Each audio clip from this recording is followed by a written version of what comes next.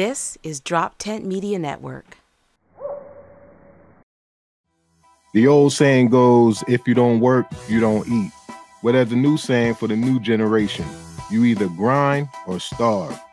Established in 2015, Grind or Starve Apparel has become the premier fashion brand for today's hustlers, entrepreneurs, and CEOs in the making.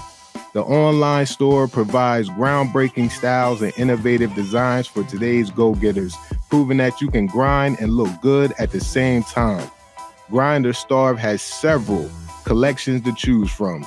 The new GOS Luxury, Designer, Location Apparel, rep your city to the fullest, Fitness, Barber Edition, Stylist Edition, and Baker's Edition. Go to gosapparel.com the next time you need a hoodie, polo, G-shirts, bags, all made with the best quality materials. Grind or Starve. The choice is yours. Go to gosapparel.com. High IQ basketball with Brian Isley and Raymond Byrd. What's going on, bro? I'm gonna go for like a quadruple double. And welcome to another edition of High IQ Basketball with Brian Isley and Raymond Byrd. I'm Brian, that's Byrd. Neil's in the house, and Nick Lawson is back. Yo, how y'all doing? What's happening, man? Hey, nothing much, man. How you? I'm good, man. Ready to get your perspective on some shit. Let's hear it. We're gonna start. We're gonna start quarter number one. We're gonna start with Vince Carter getting his jersey retired. Oh, you don't like that? In New Jersey? Absolutely the hell not. Yeah, I do and I don't. Okay. I do. Here's why I don't like that he's getting his jersey retired. He ain't do shit in New Jersey. Not a thing. He ain't put butts in the seats. None of that. I know that was the initial reason to sign him, but I was at those games. It was just you. It was me and my girl. Y'all can walk down to the lower levels. In East Rutherford, New Jersey. I was in the swamp, and it was just us. So he from a compensation standpoint, he did nothing from the Nets. From a winning standpoint, he ain't do nothing there. They was better before he got there. So I don't understand. And he was only there for 4 years. He averaged about 24 points per game, but it didn't amount to any kind of winning. Significant winning anyway. So I don't get that part of it. But what I do like about it is, all right, if you retiring his jersey, it's time to retire Fisher's jersey in LA. He's way more deserving in LA than Vince Carter is in New Jersey. Where'd that come from? Here, hold on.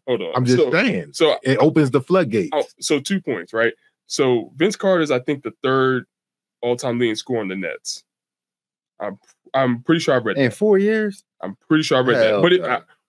But look, second, when we talk about retiring jerseys, we got to remember the franchise. So with the Lakers, they've had a historic franchise of dudes that not only won, but put up crazy numbers. We talking about like teams that like been there. Mm-hmm. I mean, they played.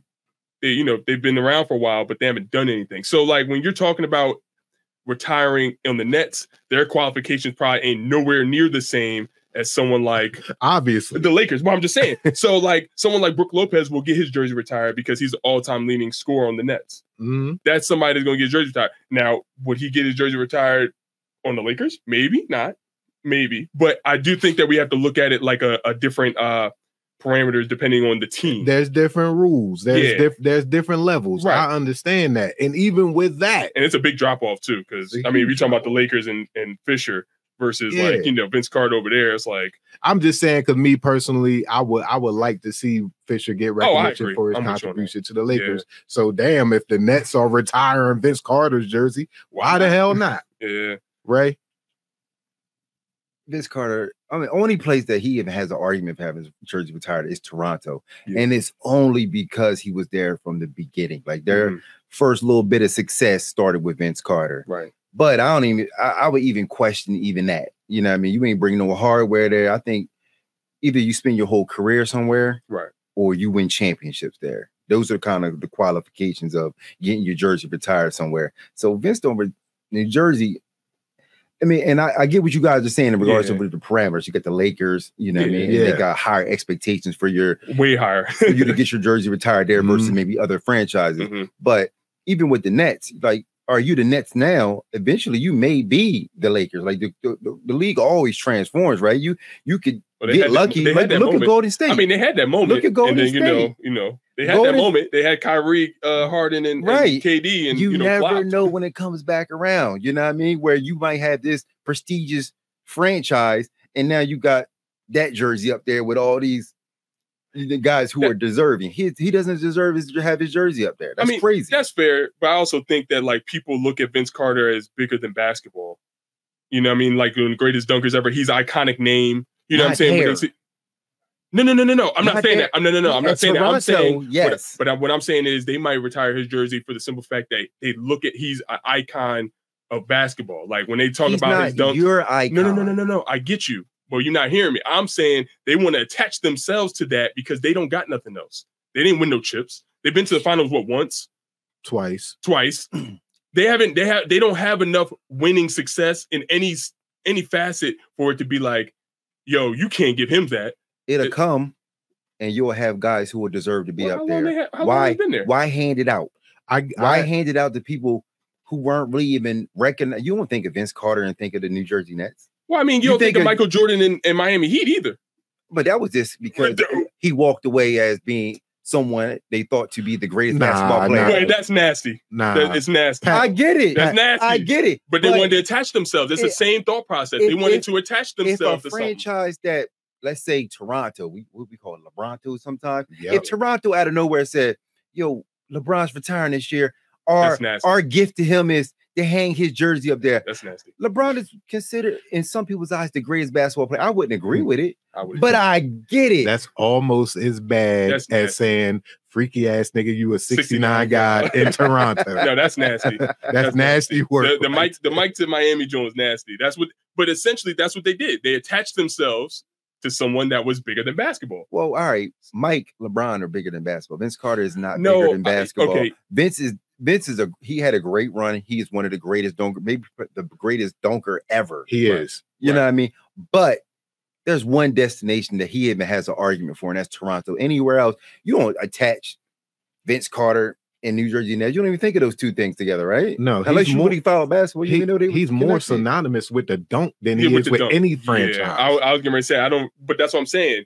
You're looking at him as the talent and the dunker. Yeah. So it's not necessarily like a team, it's not necessarily basketball, but his name has transcended the generation. The bottom line is Vince Carter is going to headline the Hall of Fame this year, and like you said, they want to attach themselves. Yeah, they ain't got nothing else. What they want to they want to talk about KD, Kyrie, and James Harden flop.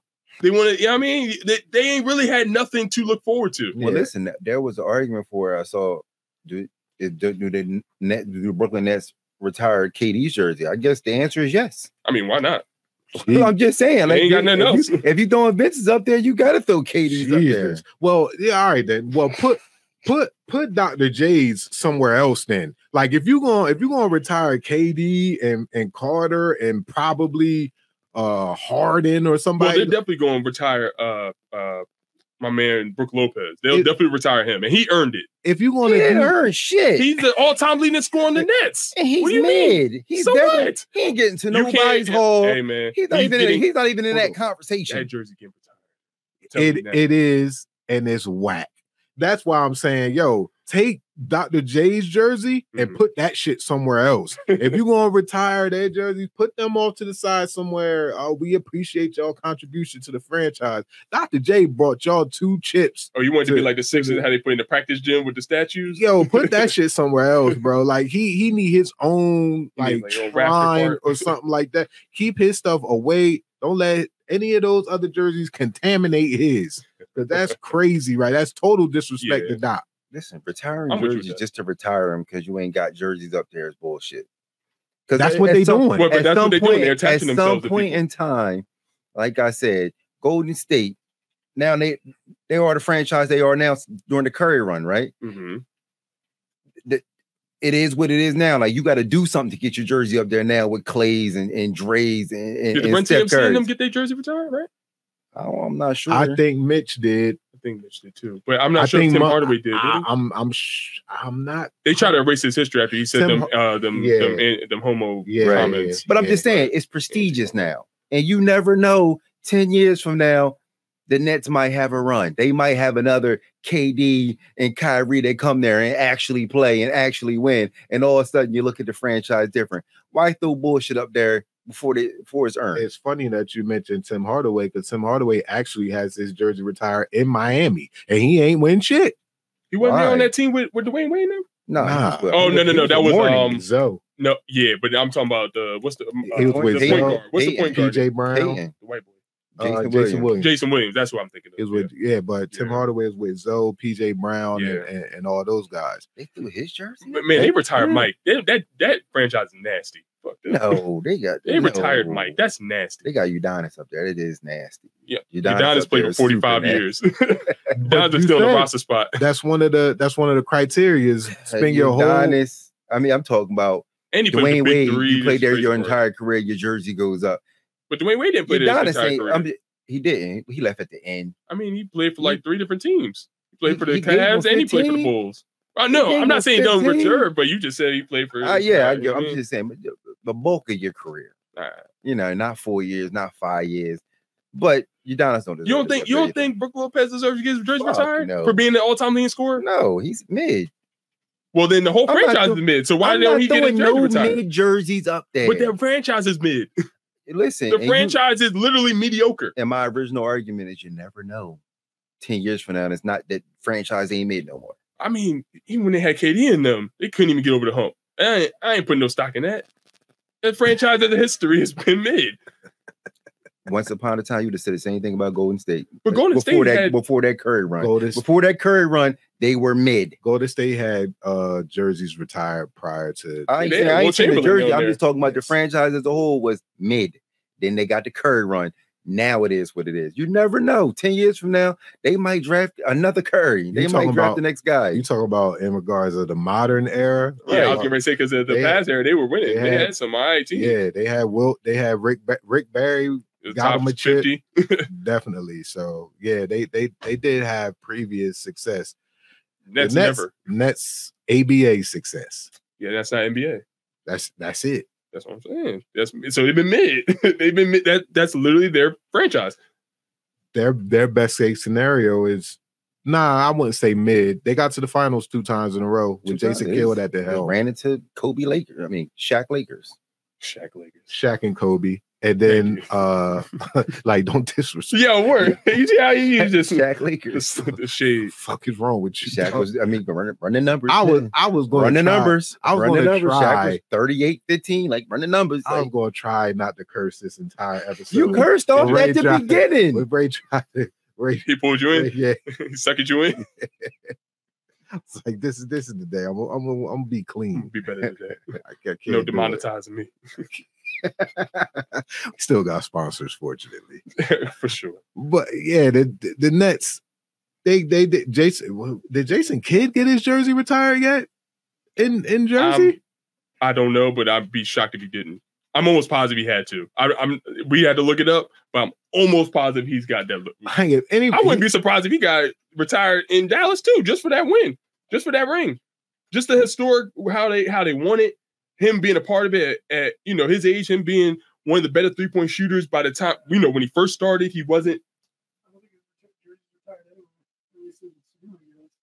And you got Vince's jersey. That's crazy. All right, that's crazy. All right, well now let me change my argument. That fuck the Nets. That's crazy. You got to throw Richard Jefferson's up there. It's a lot of jerseys you got. You might as well put Vince's up there. Put Karis LeVert on there now. They just doing it. Wait, you know what? Hold up. Is it like did Jason Kidd hurt somebody? Did he do? I mean, I know he had the domestic abuse going on at one point. Did something happen for him to Man, listen, I'm all domestic abused out.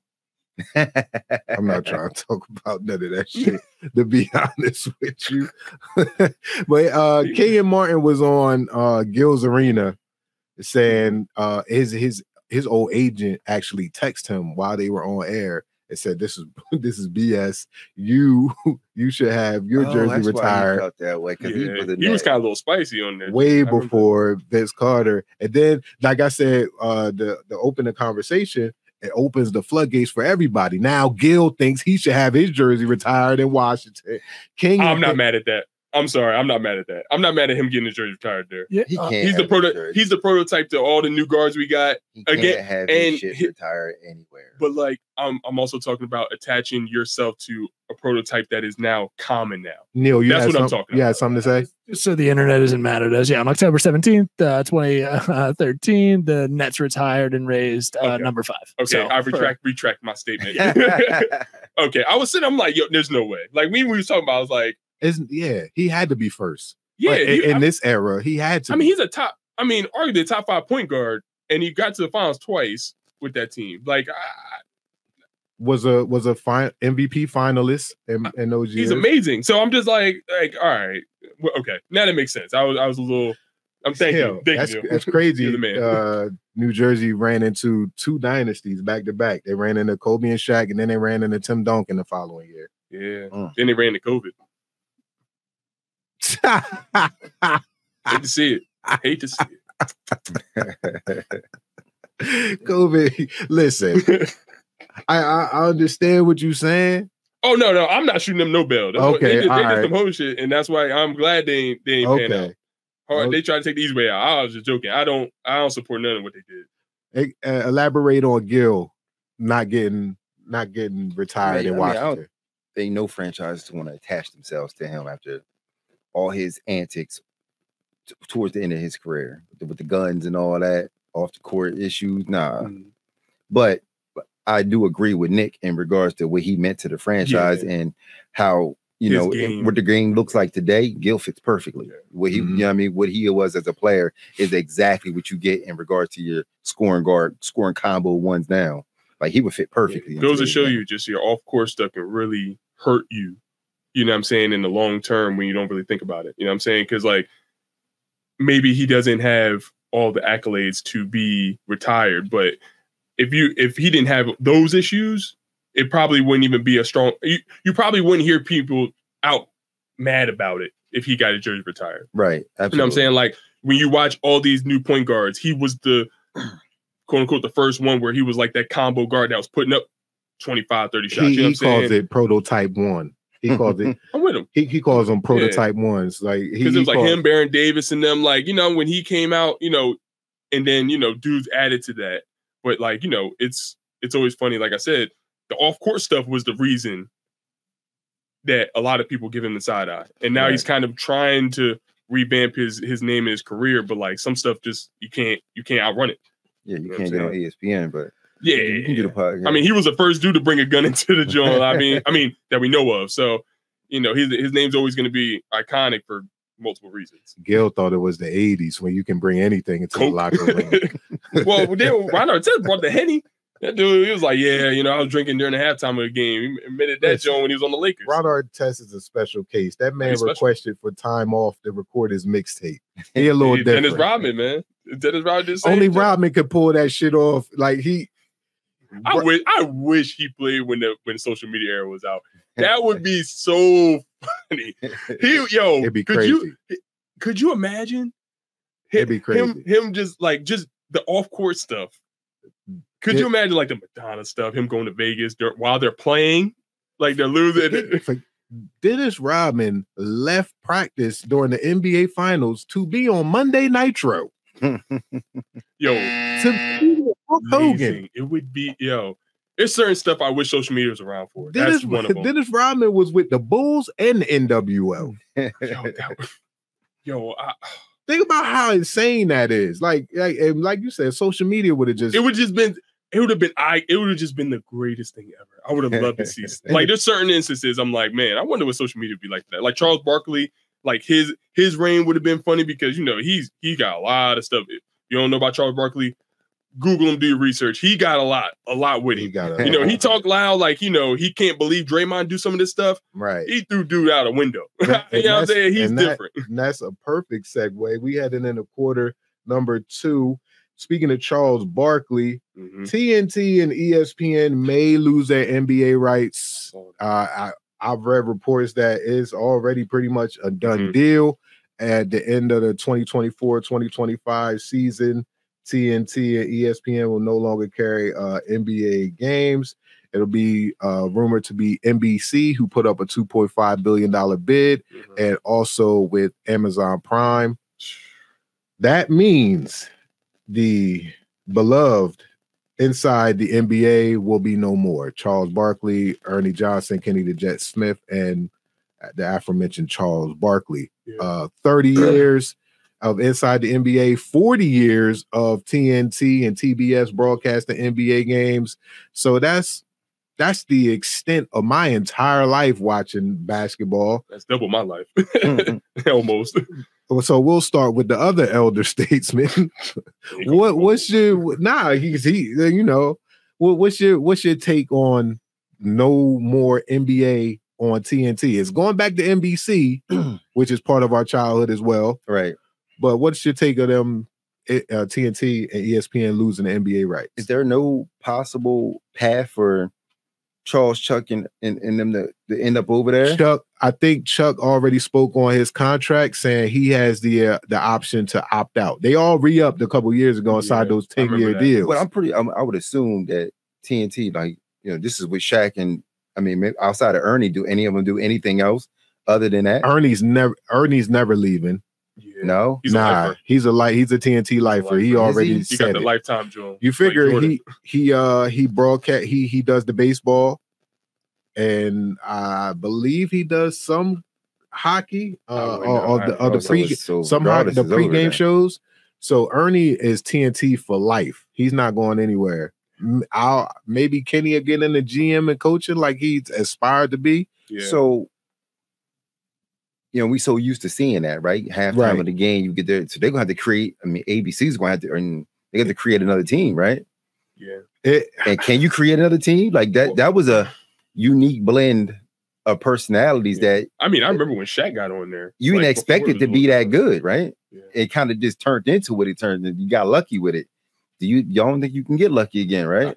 It was amazing in the sense that it was good with just Ernie and Kenny. Then it became iconic with Ernie, Kenny, and Shaq. Then it became with Chuck. Then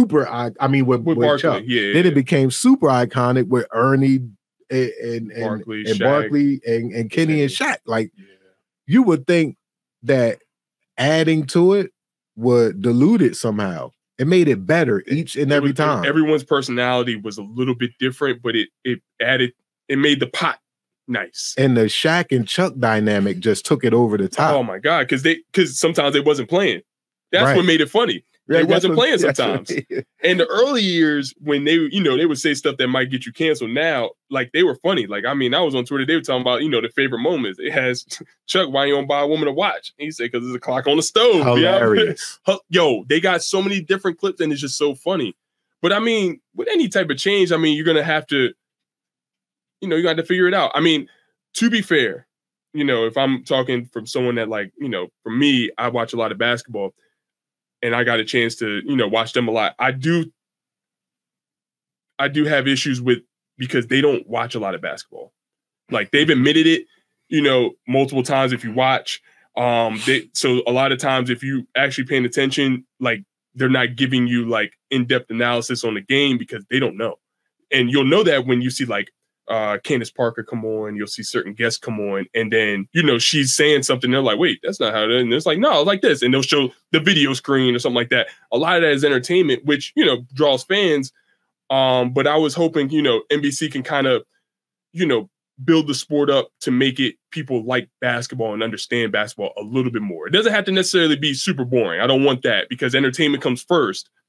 I do think, though, a lot of that TNT crew was almost all entertainment, and it was like no real basketball insight. That's a tough ask. And I completely understand. That is just my wishful thinking. Kenny brought the aspect of understanding the game. Shaq and Chuck were the entertainment. Yeah. Ernie brought everything together. When they got out of line, Ernie would get everybody on task. For sure. Oh, no. That's what I'm saying. I thought it made sense, because it has to be. The Chuck and Shaq, yes, that like you said, they ain't watching a bunch of basketball. They got other things. I mean, they admitted it. You know what I'm saying? So it's not, but yeah. But I thought made sense. It was a perfect blend. I don't think you find a perfect blend again. Yeah. But also, I mean, people said that about Shannon Sharp when he left. They didn't think that he was going to be good without Skip Bayless. And then, I mean, now look at him. But all right, I think you got to reverse. Stephen A. too. You got to reverse. It was first take. You was first take going to be as good without Shannon? And the answer has been no. Right. But they try to find another Shannon, but they can't find one. Well, that's the thing too. Yeah, that's you fair. mean Undisputed? Undisputed, yeah. Right. Yeah. But to be fair, like the same thing with Stephen A. Smith when he left First Take. They were trying to figure out, is First Take going to still be the same? Because I still don't think First Take has ever been as good as, when Skip Bayless and Stephen A. was on there. And they've transitioned, and they've been trying to find bodies. So I also agree, but I just think that, if you look at one side, you got to look at the other. So, at points, I think, if you're willing to, look around and we can figure some stuff out. I mean, we talked about Gil. I wouldn't be mad at, getting Gil on there.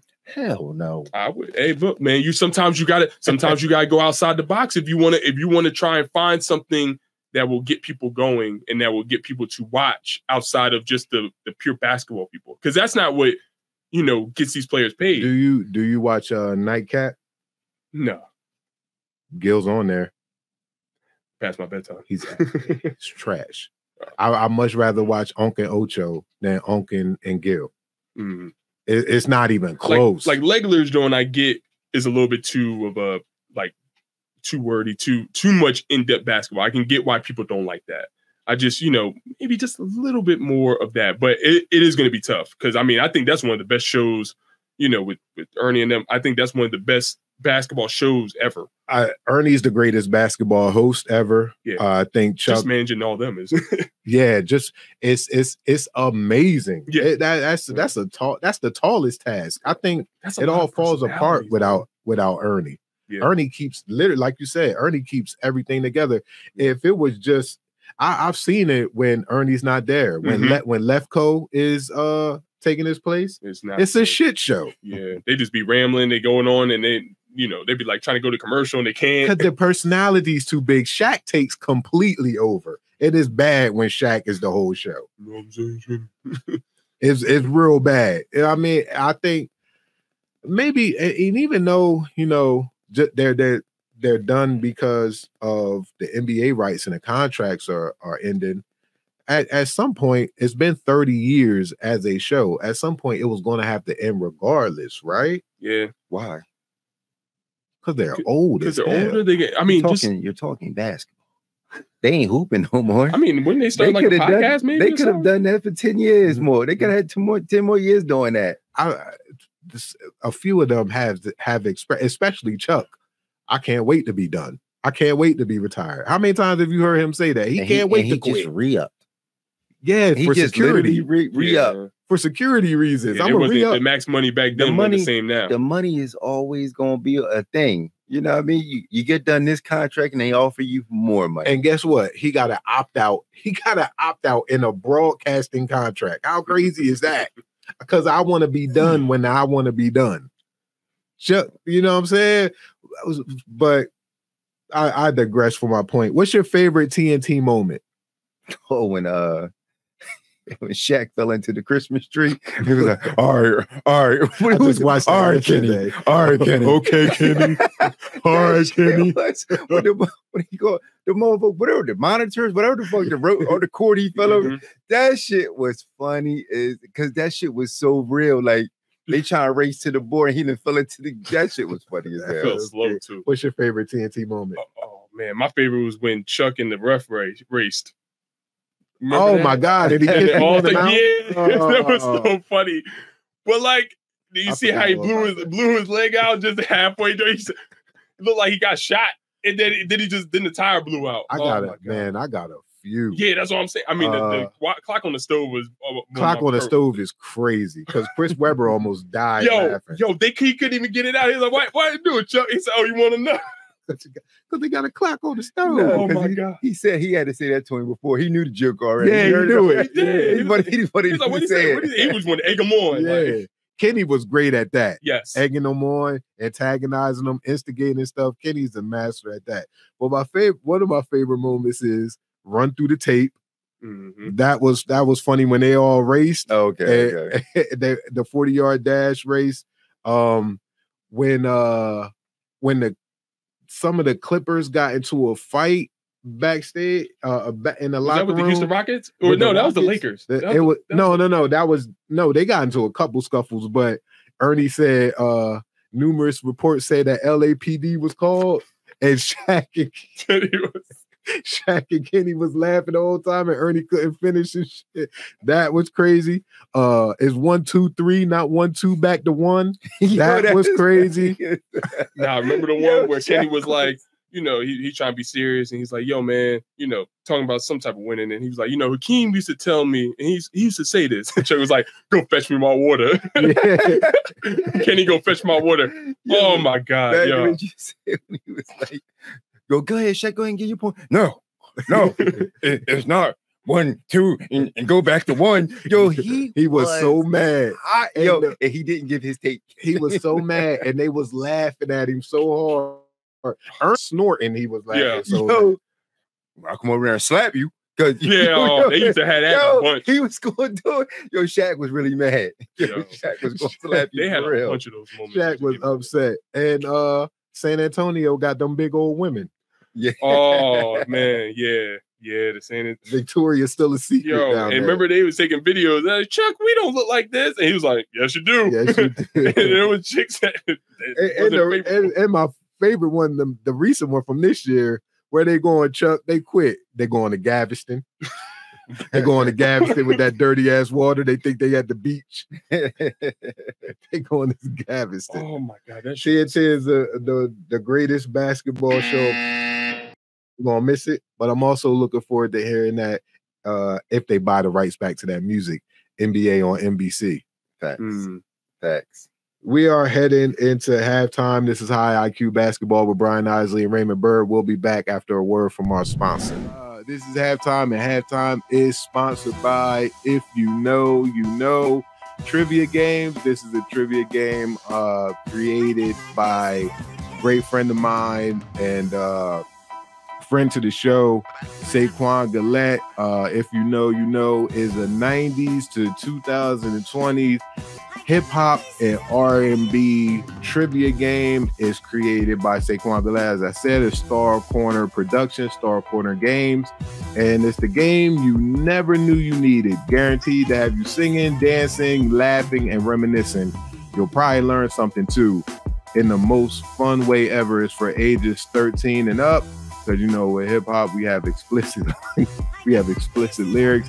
But yeah, if you know trivia game, get it on Amazon and wherever games are sold. That is our halftime sponsor. And welcome back to High IQ Basketball with Brian Isley and Raymond Byrd. We are heading into the third quarter. The WNBA season is underway. When I checked, the Liberty were smacking the Fever again. Belt to ass. Belt to ass. They're going to wind up 0-3 on the year. Caitlin Clark is struggling out the gates. I'm seeing a lot of dumbass suggestions from fans and media alike. Ray, what's your take on Caitlin Clark's start in her WNBA career? She's struggling.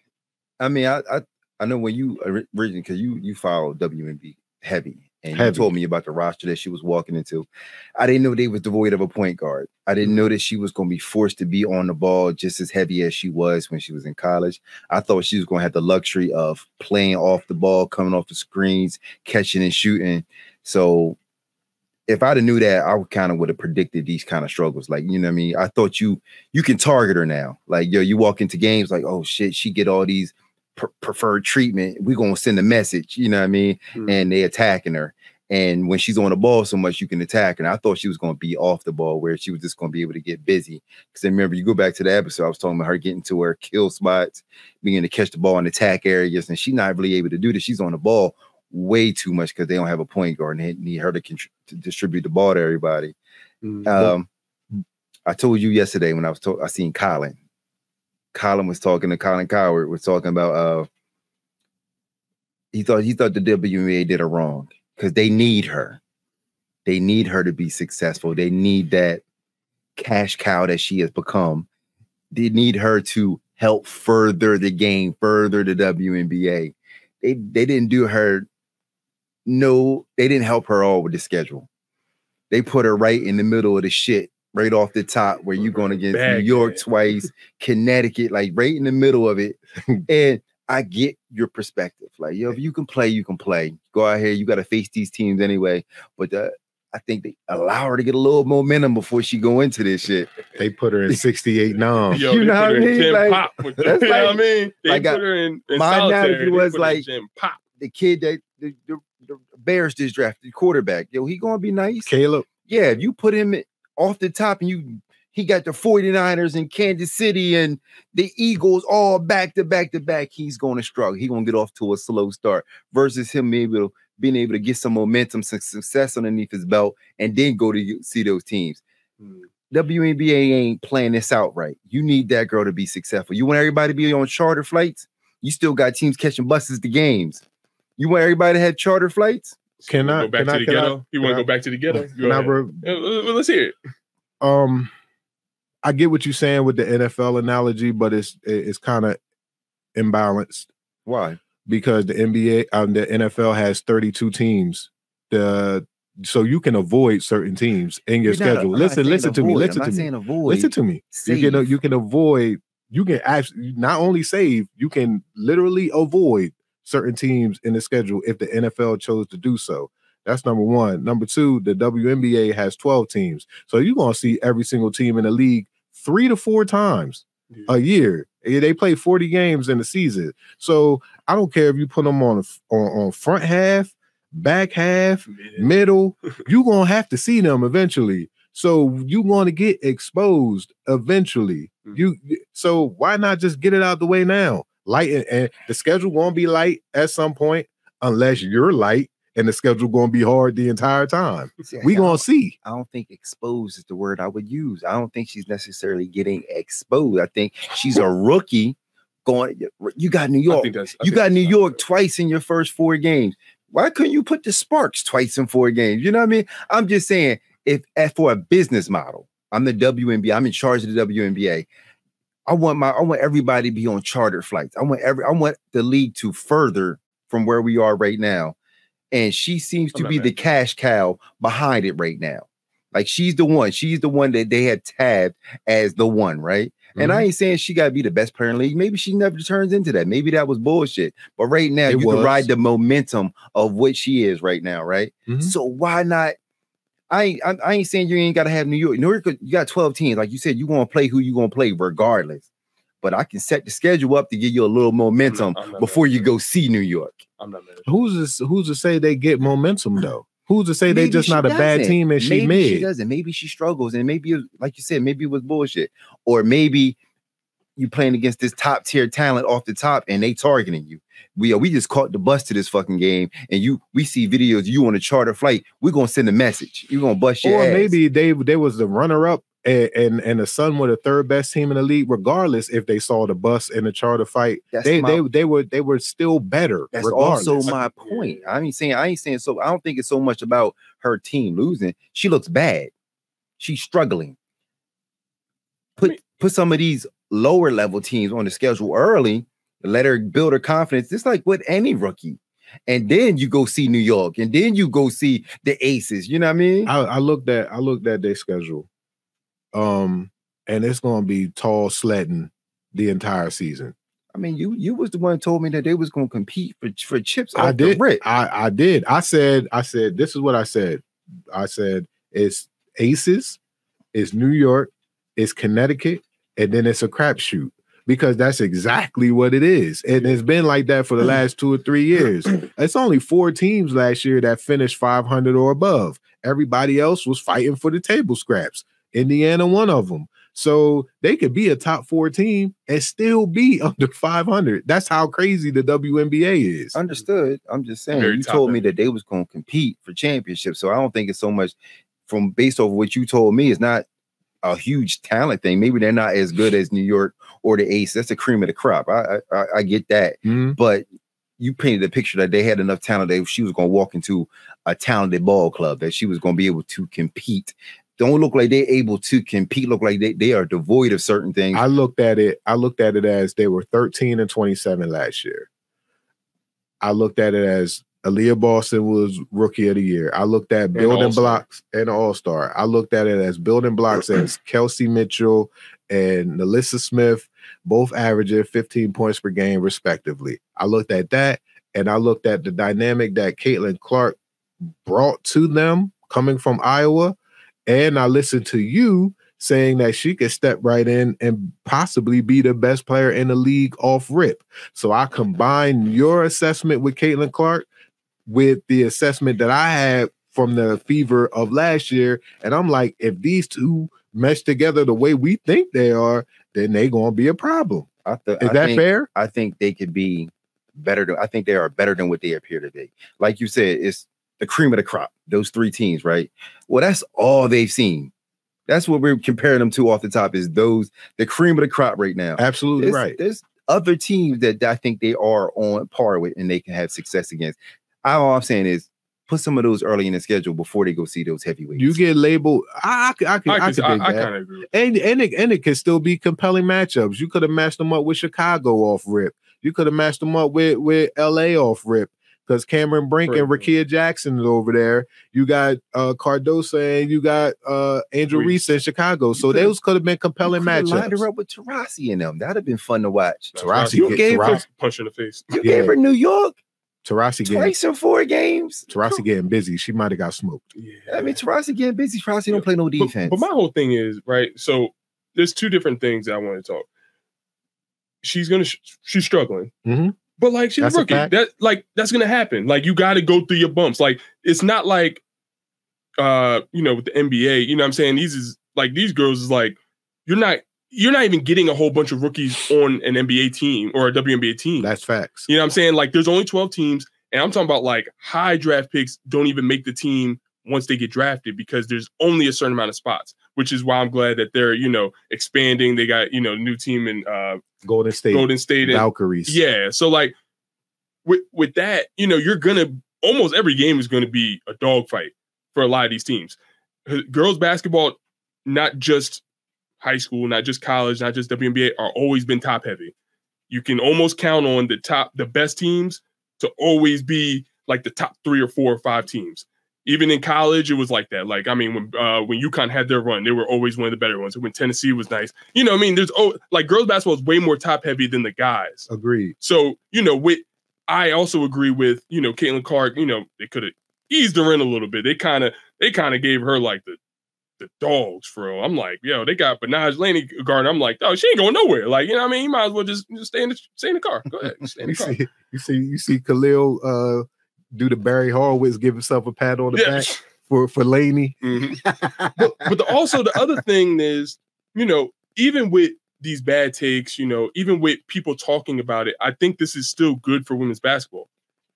I don't care how bad the take is. If they're talking about you, that's a good thing. You know what I mean? Like, I saw a lot of, just takes that from people that maybe don't watch women's basketball. They didn't know who people were, or they're just saying how terrible she is, whatever. But that just goes to show that they're watching. Agreed. They were, if they ain't talking about you, then something's wrong. So, I think we need to appreciate and we need to build off that, even if she's not doing well right this second. It'll change quickly, though. It's just like with anything, right? Oh, like, no, for sure. There's a lot of hoopla behind her right now. She continues to struggle. Yeah. That should have changed. That should have changed quickly. Like, Lotto showed up to Angel Reese's first game. Mm-hmm. Angel start, that buzz goes away. Ain't nobody showing up. Ain't nobody paying attention to that shit. Like, it's but energy, that's why I said they got to build energy behind it right now. Right. Feed that energy. I'm not saying you give her nothing, but you can. There's a ways to set her up for success. Definitely think they could give her a little star power. What's the window? What's the window that you think the casuals will get tired and roll out? I think once you get to the point where, like you said, once you get to the point where maybe this is what it is. Maybe you start playing the Sparks and you play those lower level teams and you just ask. Like, maybe you're not with who they expected you to be. Once that is real, once people think of that as a fact, I think that's when they start falling back. To be fair, I think the casuals were always going to leave regardless. I think that the WNBA did was they attracted a little bit more fans that will consistently watch. But I think the casual, regardless if she does good, isn't going to watch all the time. And I don't think that necessarily, that's an issue. I think that when you keep building on and you're building the league to be better, now slowly but surely it'll come in. I don't think the casuals were ever going to, even if Caitlin Clark came in and was the best player, I don't think that she was going to get tuned in every game. I personally don't think that. I disagree because you got LeBron guys, right? Mm-hmm. And you got people who watch for LeBron. I get the NBA pass because I'm a LeBron fan. Right. I love basketball, right? But I get the NBA pass so I can watch all LeBron games. What you looking at me for? You know what I mean? You started laughing. Oh yeah, my fault. I tried to fix my face. Caitlin Clark has the success. She has a crazy. You see how people are trying to kill you when you gave a real take on what you thought of her game or her team like that. Success in the AA 20. Cornfield Miles about to come. They had me out here looking like Jon Snow in the Battle of the Bastards. I must say they had the white hoods up for you. What's up? Wow, the Caitlin Clark plan is real. I'm just saying she has success. If she turns out to be what they hope her to be, you gonna have people who watch just to watch her. But I was saying the casual basketball fan, not the casual Caitlin Clark fan. I'm with you on that. Some of those casuals would stick just to watch her. Yeah, I'm with you on that. We're heading into the fourth quarter. I don't know what should we go with. Should we go with here? Should we go with the Joker topic or should we go with top 10 forgotten NBA players? What's the Joker topic? Joker a top 5 center all time? I'm with it. Yeah, cool with that. Is Joker a top 5 center of all time? I'm right? Gonna lead off. Absolutely. Yeah. I'm gonna lead off. Shit.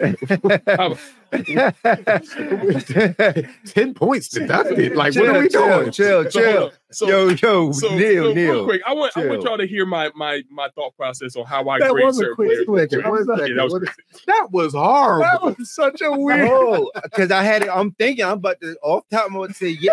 I don't know. I got to think. He came in with so much confidence. I'm gonna lead this. I got this. I got it. Doing? I got it. You bum ass panelists. You ever see King Kong when dude was like, "I got this," and the tail smacked the dude. He thought he was gonna blow up the joint.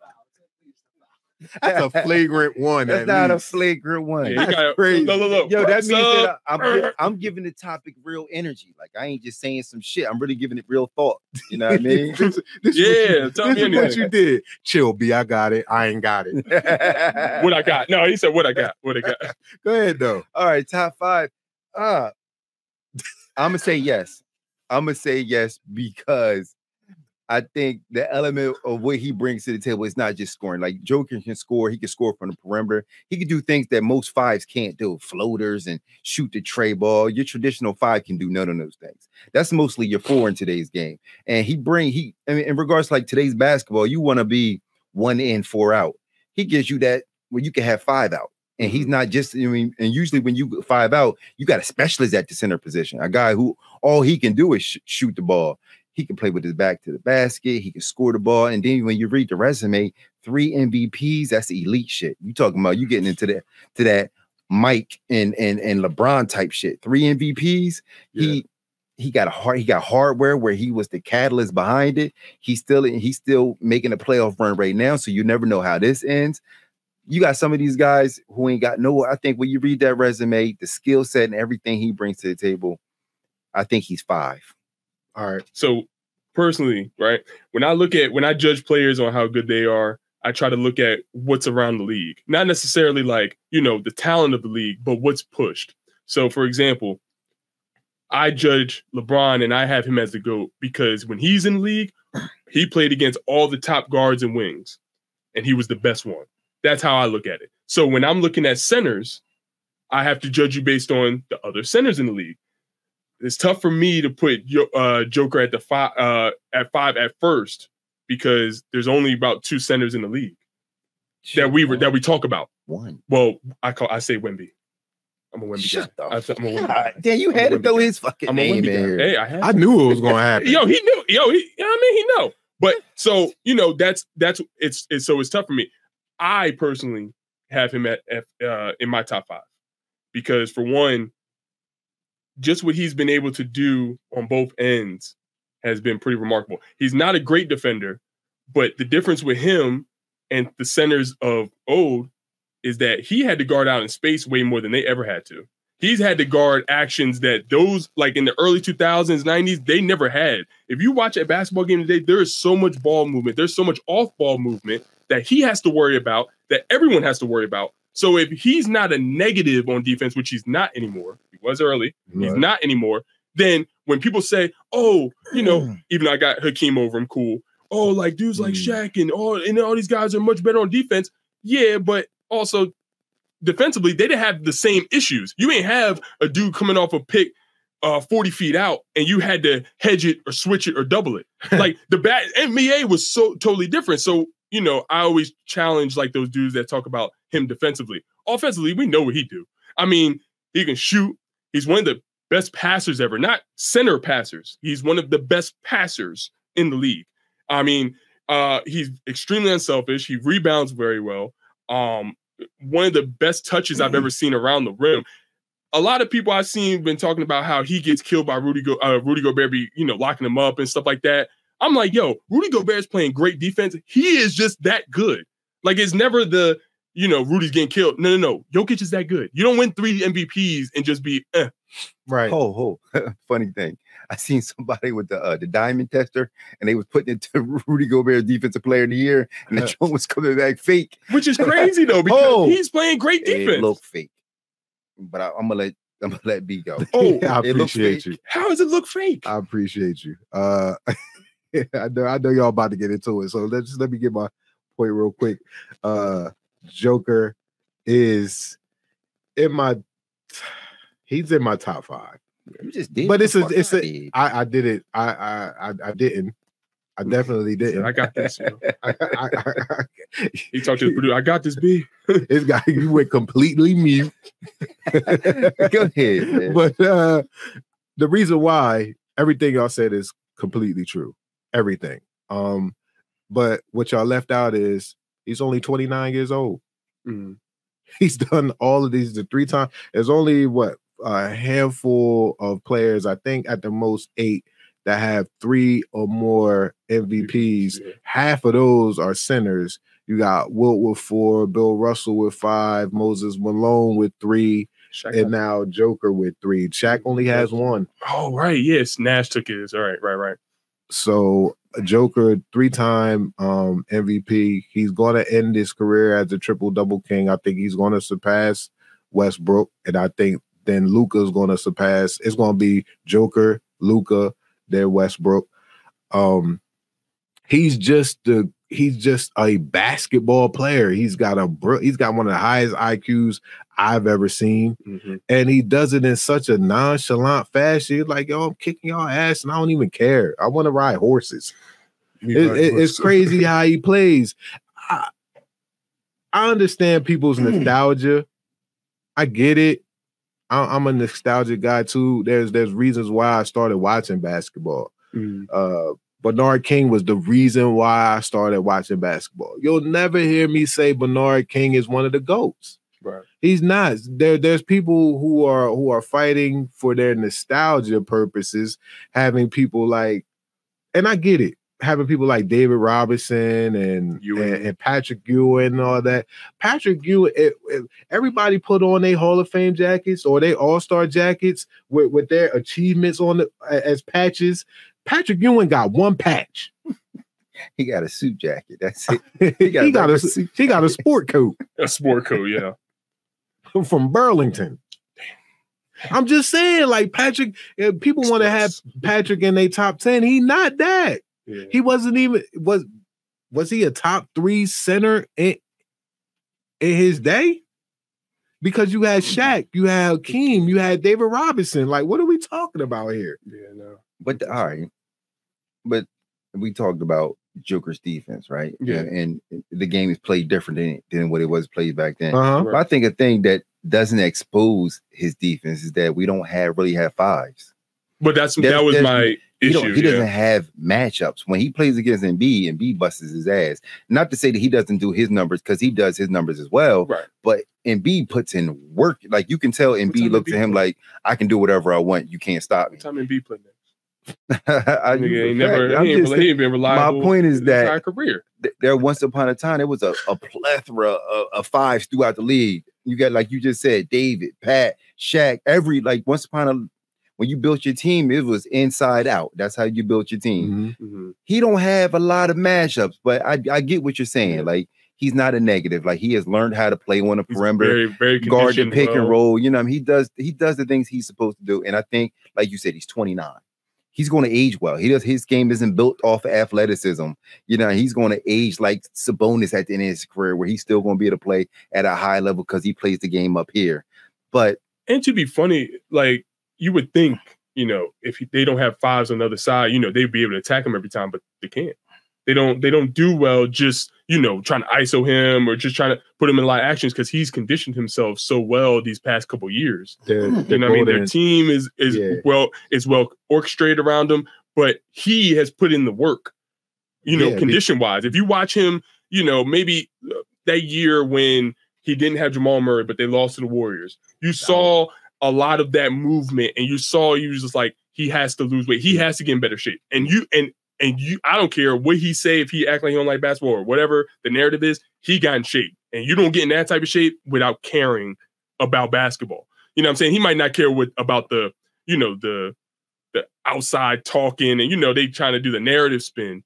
But at no point do I ever think that he doesn't care about basketball, that he doesn't like basketball. I think he don't like the, you know, he don't like the theatrics. The theatrical part about it. Yeah, I get it.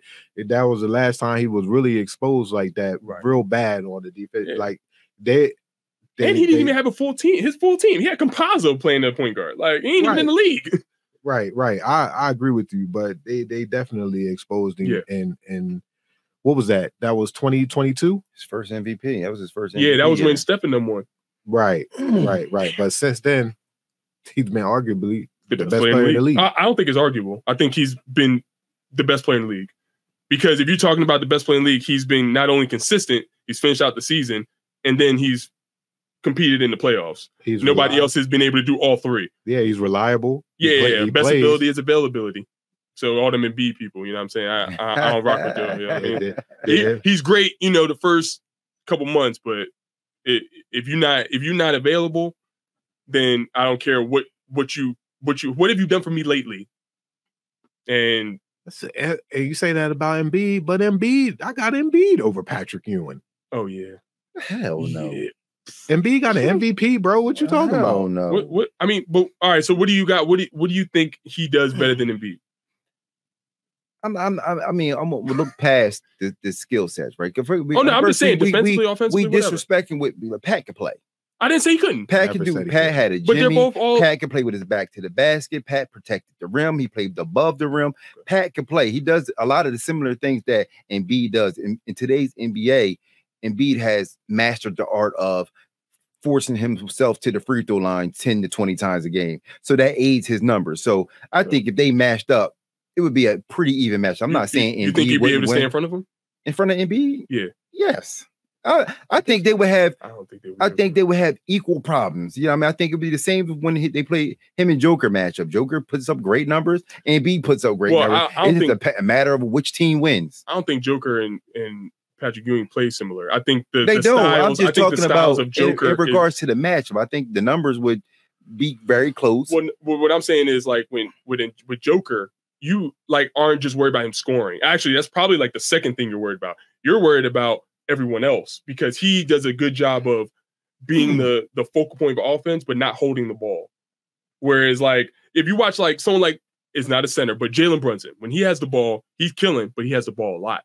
When Joker has the ball, it's a very quick, okay, he's cutting, we're moving. So you're not only worried about him scoring, you're worried about him getting assists and them converting. Like, Aaron Gordon lives at the dunker spot because of him. So I think I get what you're saying. Like, they have, you know, somebody that is, you know, going to give him issues, but I think Patrick Ewing is going to struggle in today's NBA. Not only was he injury prone with them knees, I mean, you're going to have to guard Embiid, who will bring him out to that free throw line extended. And now you asking him to basically guard a big guard. Well, I mean, I don't know. Pat brought that same Final problem. Pat had the free throw line jumper too. I think I'm talking about, they give each other the same problems, and I trust Pat more than I trust Embiid. Neither of them are healthy. That's the end of the fourth quarter. Patrick did have some janky knees, and he was a black hole. Didn't he miss that layup for over the Indiana? Facts. Try to finger roll that, John. Didn't work out. We done with the 90s. That was definitely one of them videos. Just made the whole. Look at Patrick Ewing smoking butter. Yeah.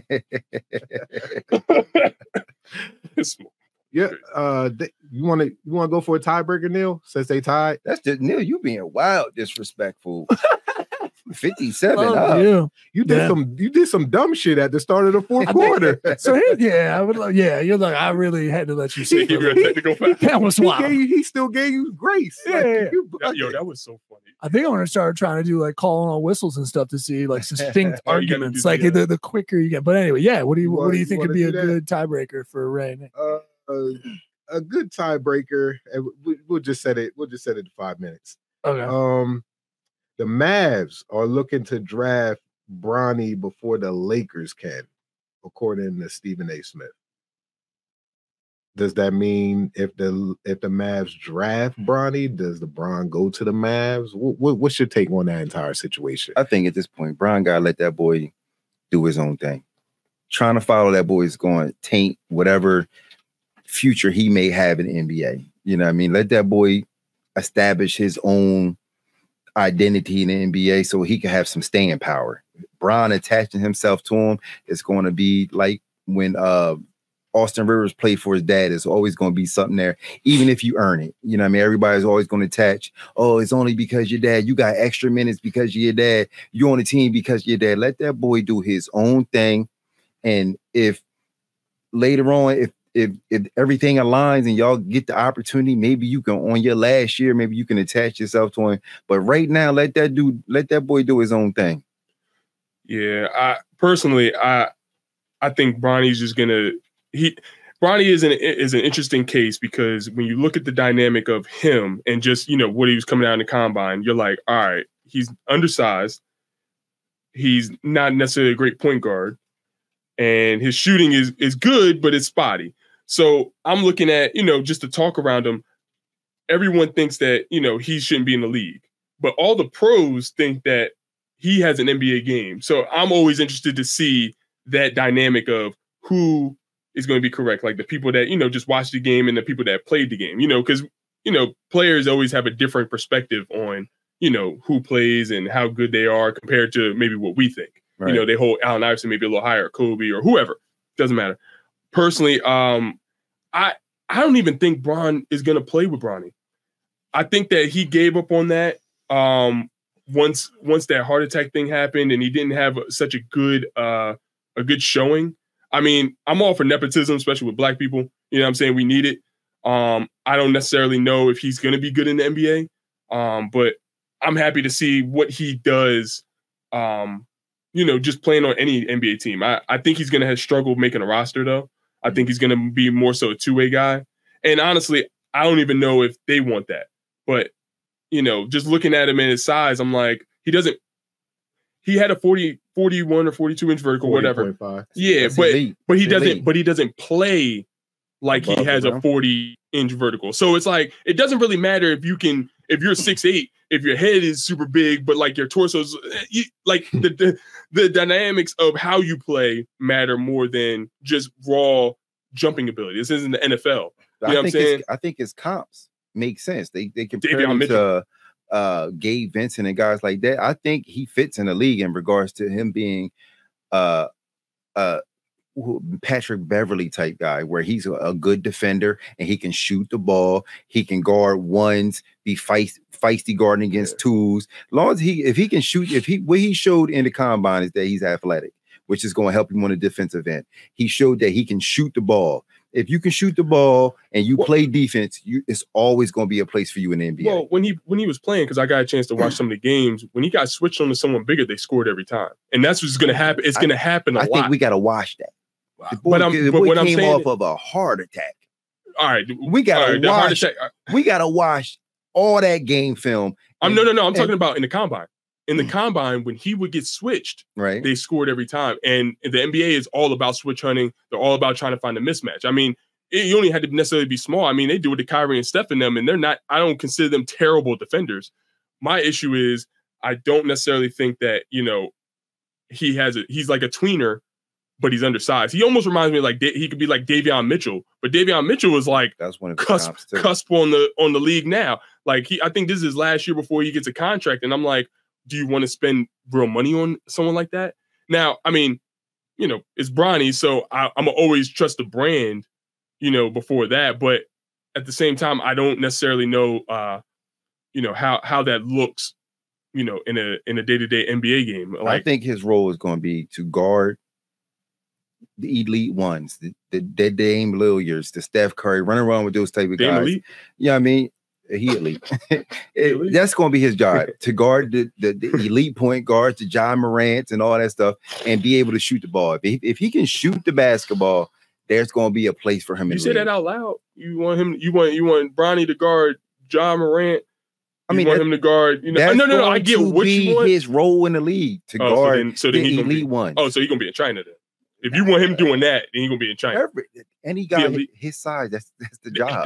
That's the job he's gonna have. And I mean, there's not too many people his size that aren't true ones. You know what I'm saying? Tyus Jones is that small, but he's a true point guard. True ones in the league. Yeah, that's a handful. Outside that small. There's a handful of true ones in the league. Last point.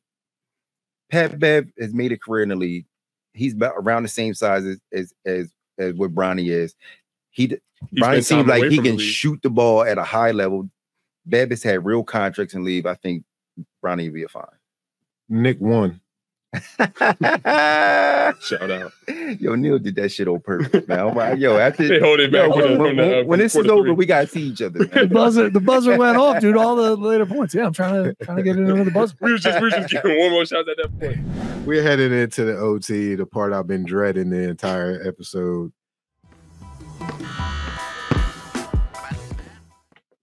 Can I want two bottles to can I open together? up? Can I You want to clank two bottles? Can together? I do my hosting thing? Can I host? Can I do your thing, man? It's your boy. CNN has obtained hotel surveillance footage of Sean P. Diddy Combs assaulting then girlfriend Cassie is from 2016. From what I was hearing in reports that the footage was seized in the raid of P. Diddy's home. He paid. It's very brutal. It's Ray Rice times 10. It's a horrible look, and Diddy is, by all intents and purposes, done. Shit. Hurt your heart. Yeah, it does. But didn't y'all hear? These stories ain't new though. I mean, I guess you seeing it makes it a little different for you. Yeah, absolutely. Because I mean, him and R. Kelly, that like I was a kid and I knew about that, but like that was it was almost like a joke. So I guess ocular proof always makes it a little different. Makes it 10 times worse. You can hear it till the cows come home. It's like, all right, I heard it. You're gonna feel how you gonna feel, but once you see it, it's nothing. You don't know. He knows.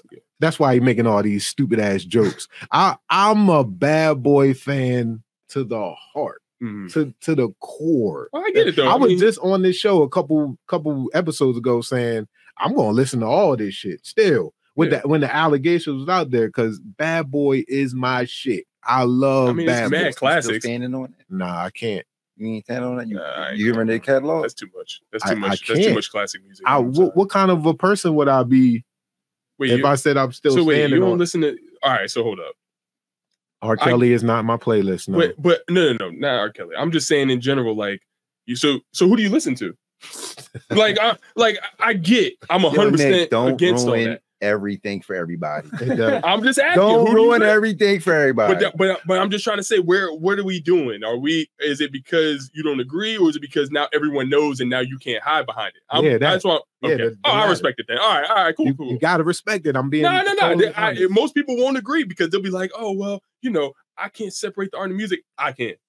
I can too. I can. I don't agree with none of stuff he did. He a piece of shit. You know what I mean? You gotta take him out back and yell at him. But Listen, it's too much classic. I man. can too. I can compartmentalize. I can separate the two. But what I'm not going to do to myself is be looked at as crazy. I'm coming down the road blasting all about the Benjamins right now. The block is hot. I can't do it. I don't think nobody looking at you crazy. Yes, they are. Classic. It's a classic song. We looking at one of them. I'm looking at him crazy. He looking at me crazy. Yeah, but Ray looking at you crazy. And I see him every day. But he looking at you crazy because it's you. He ain't doing that. He ain't That's looking true. crazy. It's because it's you. I'm just not saying, trying man. to deal with that. Man, look, that's a whole. That's basically 50% of all New York's greatest music. It's 90% of music, actually. All these motherfuckers, Well, yeah, all these people was coked up, high. Everybody got a pass. Everybody that maybe did 75% because I like 50 Cent, so you know what I mean. There's still some in there like the line on like, but damn, even them, damn. Yeah, no, you are. I'm not listening to him. Yeah. Now we can agree to put him under the jail. But yeah, all about the Benjamins and all that. The video's crazy. Yeah. The video is insane. It's crazy. Like you heard the rumors, and you know me, we fans, right? So he was like, "Nah, it can't be real. That's Diddy. They just coming after his money. It's too old. It's a witch hunt, right? Yeah, I mean it's bullshit. Then you see the video, like he did whatever they say he did, he did. That's what I'm on now. Whatever they say you did, bro, you did that. Because that's I own you. What was you thinking about you could ever leave me? You know what I mean? And then you got to be a different type of person to have done that to somebody and to still have her on your hip the whole time, knowing that she don't want to be here. She's here because she's scared to leave. And you cool with that. You got to be a different kind of person to have somebody on your hip like that. Remember that day we played basketball? Oh, that's what that reminded me of. Right. And I sat there, I was just like, I still think about that. Yeah. Like me and Britt talk about that because that was the second to last day that we was able to hoop there. And I still think about that. Right. I mean, I remember I talked to him and I was like, yo, don't do that again. But like that's what that reminded me of when I saw that. Here's the worst part for me as a fan. That's just the tip of the iceberg. What else did the FBI seize? Right.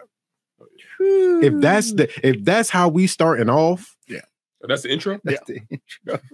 What's the rest of the album? Oh no. I mean, he's had, and that's another thing, man. Like I'm not saying that people, acting fake like they care, but like the generation over me, man, they knew. They just didn't want to believe it. There's been evidence of people having suing him beforehand. There's been people having interviews. There's been stories, like Exhibit has stories about him doing wild stuff. Like there's a lot of stories that came out. I'd rather people, not you have admitted it, but for most of these people, I just would rather them admit like, yo, like until I seen it, I'm not believing it because I didn't care. I don't care. I would rather these people because they didn't care. You like to give people the benefit of the doubt. But like how many people, when you're successful, you are always going to have people you say you get to the point where you K-Hart, right? You're going to have people who going to have stories of things that when we was coming up, you know what I mean?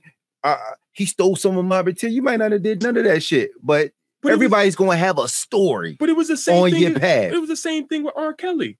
Like, when we had video then, they was making video jokes about him pissing on a little girl. Like, I just would like for people to stop acting like they care so much when they really don't. They didn't care before. They only care now because now people can see your reaction. No, you care now because you see it and there's no doubt.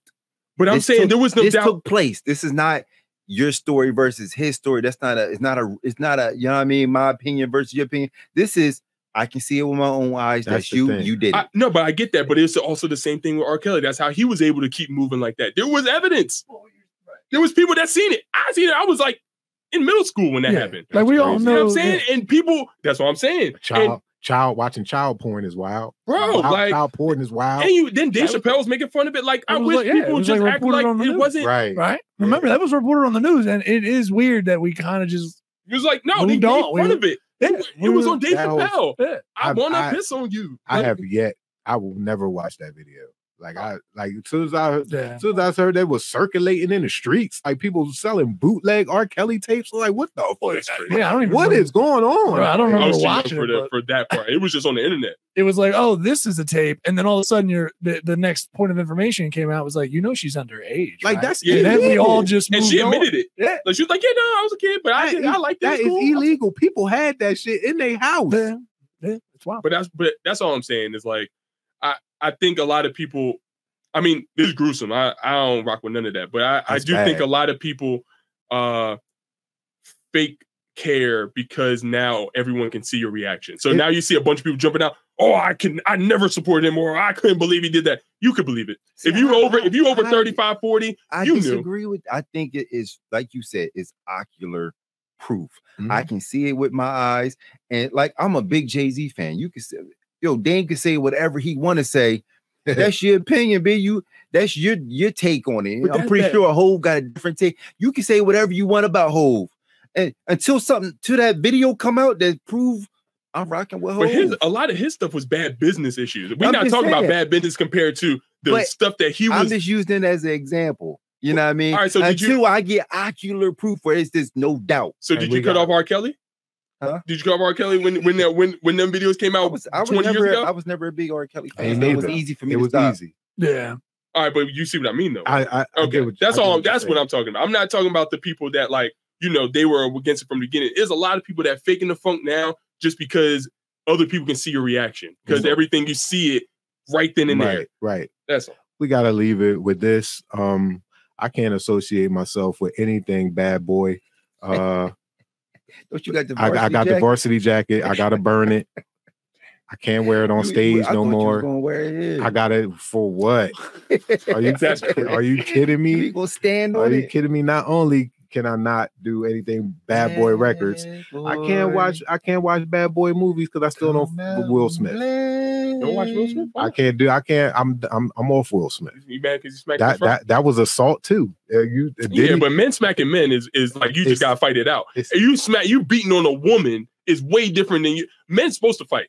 I know, because it's on a video and it's in the front of white people, we try to be like, oh my God, that's not it. Dudes get smacked at LA Fitness every day. That's not the reason. Am I lying? They don't get smacked in the fucking Grammys. No, that's what I'm saying. You mad because it's in front of white people. No, I'm not. No, not mad because I'm mad because he assaulted a dude for telling the joke. But we gotta leave it here. This is shut the hell up, man. Jesus Christ, man. I ain't want to talk about that shit at all. Matter of fact, Neil, you gotta scrap that. We editing that part out. No OT this episode. This is Brian Isley for High IQ Basketball with Brian Isley and Raymond Byrd. Thank y'all for tuning in. Keep subscribing, keep liking, keep rating our show, keep leaving the comments. I read them. Ray don't. Ray doesn't. It is what it is. We'll catch y'all next week. If you're going to a baby shower and you need a gift, I have the perfect solution for you. Go to Honeybee Cakes on Macari. Honeybee Cakes specializes in affordable diaper cakes. They make the perfect gift for the new addition to the fam. Search Honeybee Cakes on Macari today. Hey everybody, this is Brian Isley, comedian extraordinaire, asking you guys to download Logo, the Isley album, and Uno, the One Take album. I have 3 albums. They're all on Spotify. They're all on iTunes. They're all on Tidal. Streaming well right now, but I need more support. I need you guys to go and download these albums, man. Download Logo, Laugh or Get Offended. Download the Isley album and download Uno, the One Take album.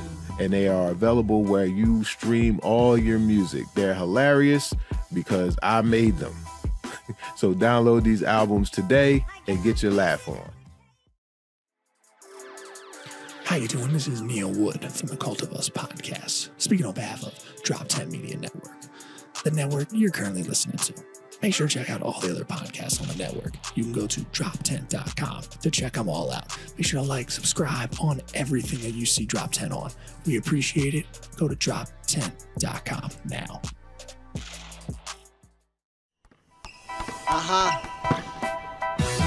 I'ma have to tie my Nikes for this one. I'ma go for like a quadruple double. We playing a game to win, and greatness come from within. The only time you lose if you only never begin. Gotta be like the shoes and just do it. The clock is winding down, so now shoot it. If fortune favors the bold, that's why I keep on just winning. If timing is just the essence, then I'ma keep on just spending. I'm worth a couple of bucks, shout out to Antetokounmpo. Dropping in Bebo facts that's seeping into your bloopers. Advising like Tony Kukoc, we getting into it mucho. Directing all these plays like my name was Tony Russo. Ballin', that's how we do, so I'm going in for the win. Penetrate the lane like way back in 2010. I'm stomping straight in my Timbs. The basics just like I'm Tim. I'm dunking on you haters. A poster is where you live. It's magic all in my wrist. Steph Curry, we going swish. It's showtime like the 80s. Basketball is where we live. I'm highly gifted and skilled. I'm going in for the kill. The game is on the line. Raymond Byrd, hey, yo, what's the deal? Pass it to Brian Isley. I bet he probably surprised me. High IQ basketball is just showing it's not a hobby. Playing a game to win, and greatness come from within. The only time you lose if you only never begin. Gotta be like the shoes and just do it. The clock is winding down, so now shoot it.